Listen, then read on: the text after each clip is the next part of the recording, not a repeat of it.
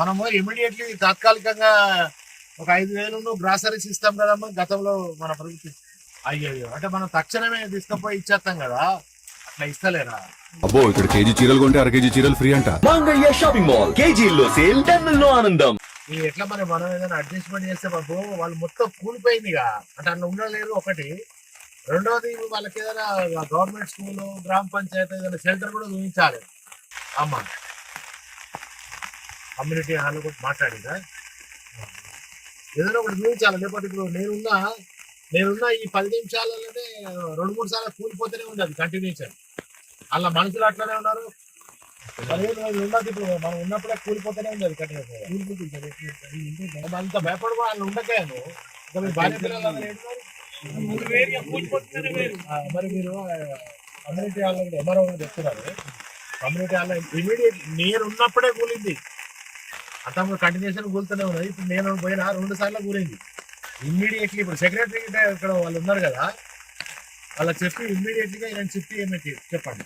గంగాధర మండలం, కరీంనగర్ జిల్లా. సార్ మా వర్షంలో మొత్తం శిర్షానాథి మా ఇల్లు ఊరిపోయింది, అందులో ఉండలేను. నా మీద కూడా పడ్డాయి సార్.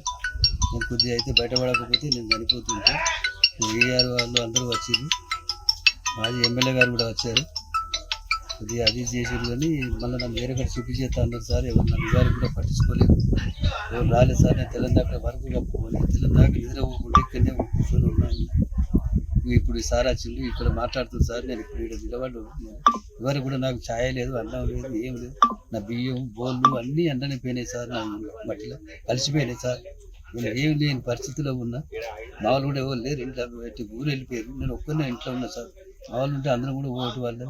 నేను ఒక్కరిని ఇంట్లో నాకు తట్టుకుని నన్ను అడ్డం పడ కానీ ఎవరు లేరు సార్. నాకు శిక్షగా నాతి లోపల నాకు ఎవరు బయటకు వచ్చినా పిలిచినా ఎవరు రాలేదు సార్. నాకు వాళ్ళు కనవాలి సార్. నేను నాకు మొత్తంతో నాకు నిలబడి నేను అడ్డం పట్టుకోలేదు సార్. అమ్మని సార్ నాకు పరిస్థితి నాకు ఏం తిన్నామంటే తిండి కూడా లేదు సార్. నాకు అందరినీ మట్టిలో కలిసిపోయినాయి సార్. అటుకెళ్ళి అందరూ మాకు ఏమైనా సాయం చేస్తే మేము సహకారం అందిస్తాను. వేరే కాడ షిఫ్ట్ కూడా చెప్తున్నాను. ఇవరకు వాళ్ళు రాలేదు సార్, నా దగ్గరికి రాలేదు. నన్ను రమ్మలే పొమ్మలే, నాకు పలకరి కూడా పలకరించలేదు సార్. ఎవరు ఇంట్లోనే ఉన్నా సార్. నేను బయట కూడా వెళ్ళలేదు సార్. నన్ను ఎవరు పట్టించుకున్నా ఎవరు లేరు సార్. నారాయణపూర్ గ్రామం, గంగాధర మండలం, జిల్లా కరీంనగర్. మొన్న గత వర్షాలకు మా చిన్నబాబు రాజా ఇల్లు మొత్తం కూలిపోవడం జరిగింది.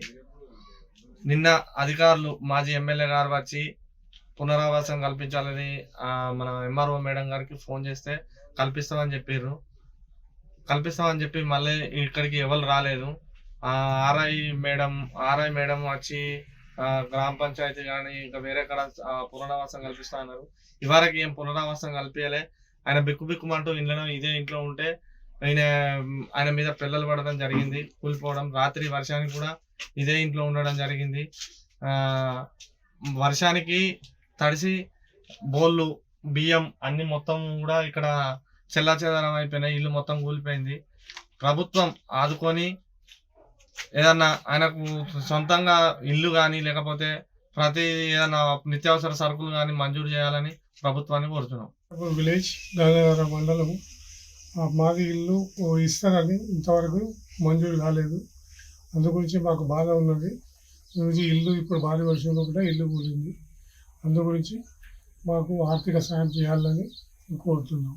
అధికారులు ఏమన్నారు? అధికారులు ఎవరు, మాజీ ఎమ్మెల్యే వచ్చిండు, మన ప్రెసిడెంట్ ఎమ్మెల్యే రాలేదు. ప్రెసిడెంట్ ఎమ్మెల్యే వస్తాడు రాడు తెలియదు. వచ్చినటువంటి ఏదైనా ఆర్థిక సాయం ఇస్తాము. అధికారులు వచ్చారు, అధికారులు వచ్చి పోయింది. ఆర్ఐ వచ్చింది, ఆర్ఐ వచ్చి నిన్న తీసుకొని పోయింది, ఫోటో తీసుకొని పోయింది. మాతో మాట్లాడి సాయం చేస్తానని చెప్పిపోయింది.